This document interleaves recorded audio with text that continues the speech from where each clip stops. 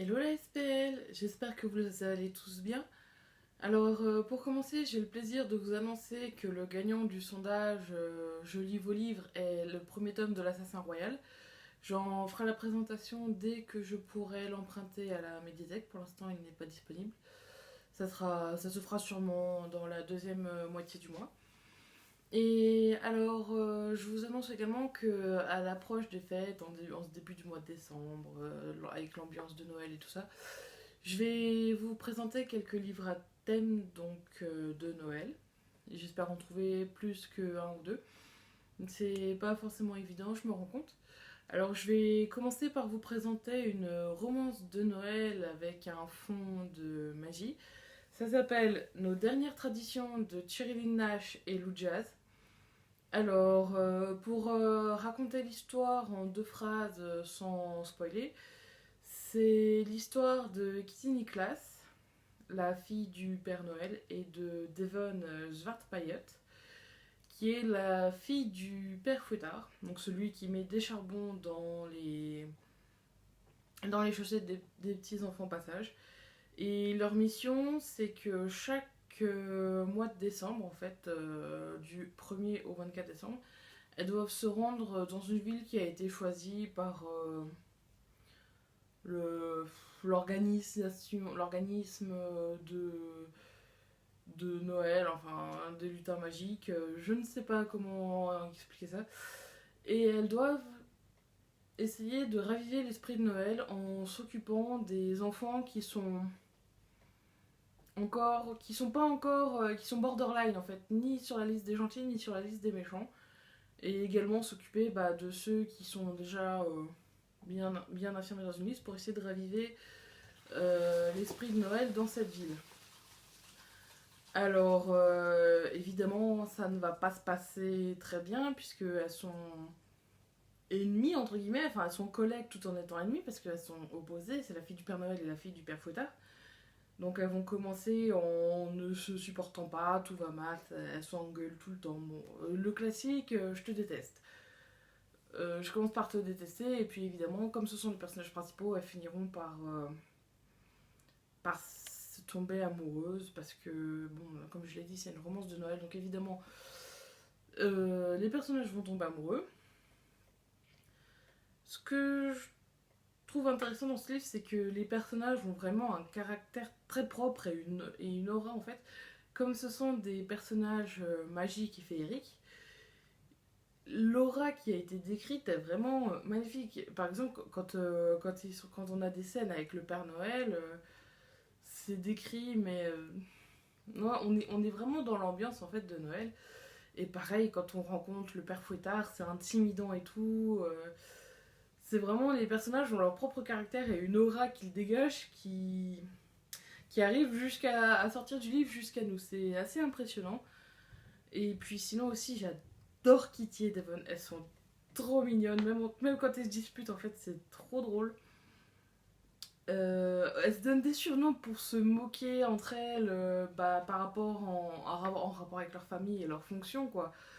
Et c'est trop mignon parce qu'en fait, au début, elles font ça pour se moquer l'une de l'autre, et puis en fait, finalement, pas tellement que ça, en fait. Alors c'est trop mignon, les personnages ils sont trop marrants, et puis en plus on est vraiment dans l'ambiance de Noël avec tous les personnages.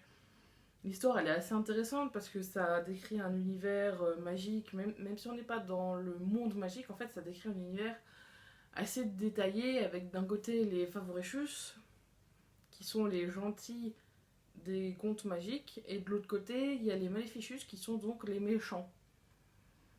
Et bon, c'est assez détaillé, je trouve ça assez intéressant. Et on retrouve tout cet univers par la suite dans Chaperon d'argent, qui est une sorte de spin-off de cette histoire. J'en ferai la vidéo un peu plus tard. Et j'ai bien aimé cet univers qui était quand même plutôt développé, et on ne parle pas beaucoup, enfin peut-être que si, j'en ai pas trouvé beaucoup de livres sur les contes un peu dans cet univers tout mélangé. Bon, on a des séries comme Once Upon a Time, des choses comme ça, mais c'est vrai qu'en livre, c'est pas fréquent, je trouve. Donc j'ai bien aimé, puis en plus, la fille du Père Noël, la fille du Père Fouettard, ça fonctionne toujours bien. En plus, bon, bah, après, c'est vrai que c'est un peu prévisible de passer de je te déteste à je t'aime. Et en même temps, il y a un fond d'amour impossible parce qu'elles sont dans des camps opposés. Même elle se désigne comme Roméo et Juliette à un moment. Bon. Mais bon, moi j'ai bien aimé. C'était même justement ce côté un peu amour impossible. Voilà. Et après, alors au niveau érotisme, ce qui est paradoxal dans ce livre, c'est que c'est très très soft. On n'a pas une seule scène décrite entièrement et clairement. Et pourtant, qu'est-ce que c'est passionnel! Franchement, un simple baiser et ça y est, on a chaud, c'est fou. Ces personnages-là sont vraiment passionnels et vivent leur amour à 100%. Et le peu qui est décrit, ça vaut toutes les scènes les plus sensuelles du monde, même si c'est assez, même si ça reste très soft et très léger et autorisé au moins de 18 ans, ça donne, voilà, un simple baiser donne très chaud, c'est très passionnel. Et je trouve ça vraiment très bien parce que c'est difficile de donner cette sensation tout en restant